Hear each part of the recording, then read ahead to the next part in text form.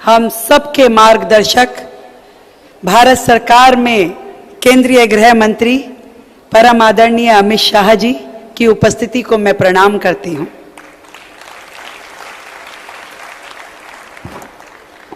आदरणीय जयप्रकाश जी जो अखिल भारतीय संगठन मंत्री हैं संस्कृत भारती के, और जिनका ओजस्वी वक्तव्य अभी हम सब ने सुना, कितने साधारण शब्दों में उन्होंने अपनी बात कही और ये समझाने का प्रयास किया कि आज के इस वक्त में, आज के समय में समाज को संस्कृत भाषा इस्तेमाल करने के लिए क्यों प्रेरित करना आवश्यक है। मैं उनकी उपस्थिति को भी प्रणाम करती हूं। डॉक्टर बागीश भट्ट जी जो प्रांत अध्यक्ष हैं संस्कृत भारती के, आपने भी संस्कृत भारती के माध्यम से पूरे प्रांत में जो प्रकल्प लिया और 1000 से ज्यादा स्थानों पे जिस तरीके से 15 दिन के ये शिविर चले और उन शिविरों के माध्यम से हजारों लोगों ने संस्कृत भाषा का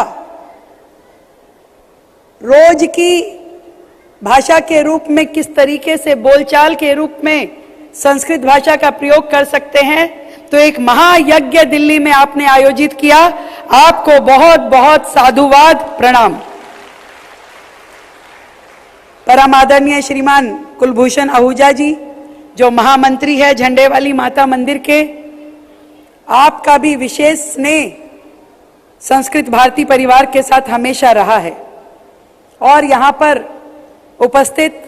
हमारे दिल्ली विश्वविद्यालय के कुलपति आदरणीय योगेश जी, आदरणीय सभी विधायकगण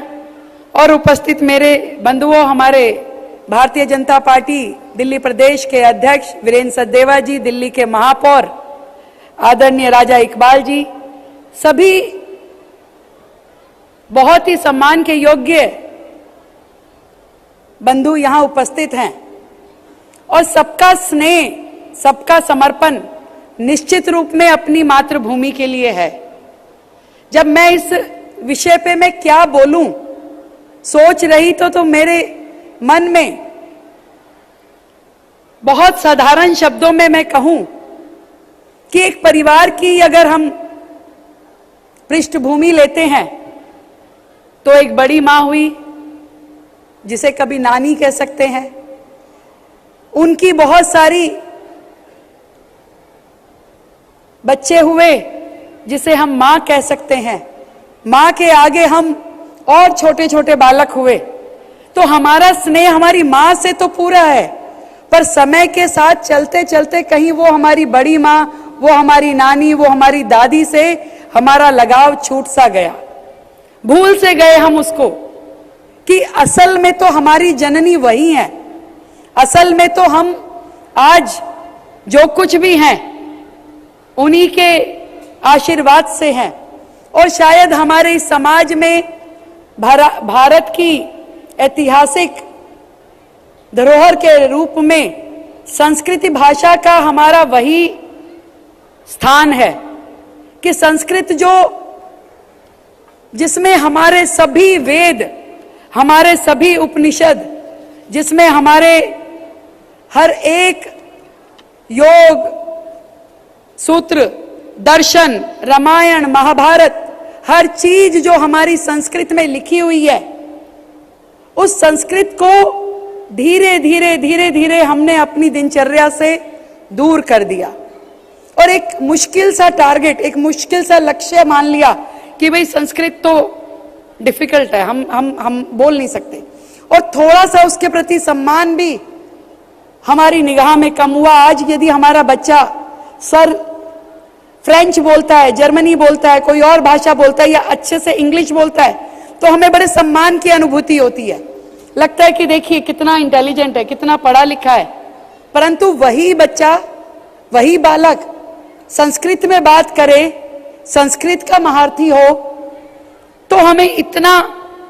बेहतर नहीं लगता, हम उसमें अपनी कोई बड़ाई नहीं मानते। पर असल में तो जो पूरा इस सृष्टि का सार है, जो हमारे ज्ञान का भंडार है, जो हमारी पुरानी यूनिवर्सिटीज चाहे वो नालंदा हो, चाहे तक्षशिला हो, ब्रह्मशिला हो, जो भाषा का माध्यम था वो संस्कृति ही थी। और आज भी यदि मैं अपने मन से कहूं कि मेरी मां ने यदि मेरे लिए कोई पाती लिख करके छोड़ी है, वो कोई और मेरे लिए पढ़ के सुनाए तो उसका भाव कुछ और होगा, यदि वो मुझे पढ़नी आए तो उसका भाव कुछ और होगा। तो जो पूरे भारत का इतिहास गौरव जिस भाषा में लिखा गया है, हमारी संस्कृति जिस भाषा में दर्ज है, जो पूरे के पूरे विश्व में 60 से ज्यादा यूनिवर्सिटीज में पढ़ाई जाती है, और जब मैं और उसके बारे में खोज रही थी तो मैंने देखा कि नासा तक के वैज्ञानिकों ने उस पे शोध पत्र लिखा और उसे एक वैज्ञानिक भाषा का दर्जा दिया कि इसमें कोडिंग हो सकती है, कमांड हो सकता है, और संस्कृत एक वैज्ञानिक भाषा है। और उससे भी अधिक ये एक बहुत ही आज के युग में यदि मैं उपयोगिता समझती हूं, लोग कहते हैं भी क्या करना है हमें, तो जब जो सबसे कंप्यूटर फ्रेंडली लैंग्वेज है वो संस्कृत है, उसका आधार वैज्ञानिक है। और हमारे देश में जितनी भाषाएं आज हम बोलचाल में इस्तेमाल करते हैं, बिल्कुल सही कहा जयप्रकाश जी ने कि हर प्रांत ने अपनी अपनी भाषा तो अपना ली, उसको मातृभाषा के रूप में बोल दिया, परंतु सही मायने में जो हमारे मातृभाषा है वो है तो संस्कृत ही। जो हिंदी, बंगाली, मराठी, सिंधी, पंजाबी, नेपाली, तेलुगु, कन्नड़, मलयालम, ये सभी भाषाएं संस्कृत की शाखाएं हैं। और आज के इस युग में हम अपनी धरोहर को रख के भूल जाएं, उसे याद ना करें, तो इससे ज्यादा हम अज्ञानी और क्या होंगे। इस धरोहर से देश चल रहा है, विश्व चल रहा है, विज्ञान चल रहा है, टेक्नोलॉजी नई नई आ रही है। आज विश्वगुरु यदि भारत को बनना है तो संस्कृत के माध्यम से हमें और ज्ञान को प्राप्त करना पड़ेगा और इस रास्ते पे चलना पड़ेगा। मुझे खुशी है दिल्ली सरकार जो संस्कृत के लिए काम कर रही है, हमारी इस बहुत ही सुंदर भाषा के लिए दिल्ली सरकार के स्कूलों में लगभग 750 पीजीटी शिक्षक है और 3250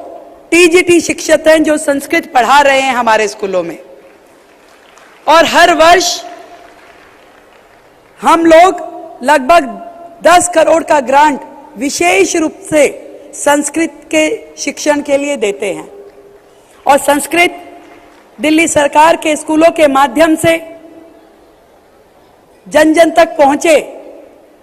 नई पौध का इसमें पूरा इंटरेस्ट रहे, इसके लिए हमने संस्कृत अकादमी बना करके अलग अलग समाज के साथ मिल करके संस्कृत के प्रचार प्रसार के लिए काम करें, उसके लिए भी हमने करोड़ों रुपए का फंड रखा है। और अभी जो ये सारे शिविर हुए, इसमें भी दिल्ली सरकार और संस्कृत भारती ने मिलकर के काम किया, और जिसमें आपने जो शिविर लगाए 1008 शिविर जो लगे, उसमें हमारी संस्कृत अकादमी ने मिलकर के पूरा काम किया और 11,000 से ज्यादा प्रतिभागियों ने इसमें शामिल हुए और 900 स्थानों पे ये कार्यक्रम आयोजित किए गए। और संस्कृत अकादमी जो है 1887 से दिल्ली सरकार की यूनिट बन करके काम कर रही है। मैं आज इस मंच के माध्यम से जब और ज्यादा सोचती हूं तो अपनी जिम्मेवारी को अधिक तरीके से मैं संस्कृत भाषा के प्रति अपनी जिम्मेदारी को निभाते हुए दिल्ली सरकार के माध्यम से इसका उत्थान हो सके, जन जन तक ये पहुंचे, बच्चों में इसके महत्व को हम बता सकें, शिक्षकों को अच्छी सुविधाएं दे सकें, और दिल्ली जो देश की राजधानी है उसमें संस्कृत का एक बहुत ही गहन अध्ययन, रिसर्च और माध्यम बने ये नई नई टेक्नोलॉजीज में उपयोग करने के लिए, इसके लिए सरकार जरूर प्रयास करेगी। एक अद्भुत भाषा संस्कृत, मुझे खुशी है कि मैं अभी सर से पूछ रही थी कि सर आपने संस्कृत जरूर पढ़ी होगी, तो उन्होंने कहा कि मैं तो धारा प्रवाह बोल भी सकता हूं। तो मैं तो डरती हूं। मैं जब शपथ ले रही थी सर मुख्यमंत्री की, तो बड़ा संस्कृत भारती से निवेदन था कि भी संस्कृत में लीजिए। रात तक मैंने विचार बनाया कि संस्कृत में लूंगी, कई बार पढ़ा भी उसे, फिर लगा कि कोई गलती हो गई तो भाई वो क्या मुख्यमंत्री जी ने पहली अपनी शपथ में ही गलती कर दी, ऐसा सोच के मैंने संस्कृत में नहीं पढ़ा। माफी मांग ली कि मैं इस बार हिंदी में पढ़ती हूँ, कोई और मौका आया तो जरूर मंच से संस्कृत में अपना प्रणाम दूंगी। पर मन से अपनी इस देव लिपि का मैं बहुत सम्मान करती हूँ और चाहूंगी कि इस धरोहर को हम आगे बढ़ाएं, जन जन तक पहुंचाएं और सबके मन में इसके लिए स्थान बढ़े, ऐसा हमारा प्रयास रहेगा। आप सभी को बहुत बहुत साधुवाद, बहुत बधाई इस पूरे शिविर के लिए, इतनी बड़ी संख्या में यहाँ आने के लिए और अपने देश की संस्कृति को सम्मान देने के लिए। बहुत बहुत धन्यवाद।